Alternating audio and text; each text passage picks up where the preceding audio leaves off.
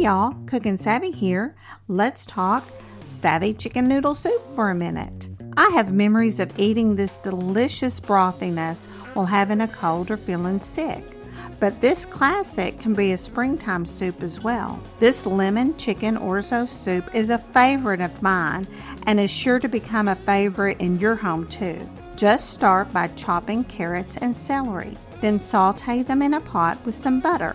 In a bowl, mix the chicken with lemon juice and lemon pepper. After the carrots and celery are tender, add broth and orzo to the pot. Then add garlic powder, onion powder, thyme, and sugar. Simmer for 10 minutes, then add chicken and cream. Simmer for 5 more minutes, then add some salt and pepper to taste, and serve up with some cucumber sandwiches. Now that's what I call a savvy bowl of springy goodness. Please don't forget to hit like and subscribe. And until next time, I'll be doing my best at Cookin' Savvy.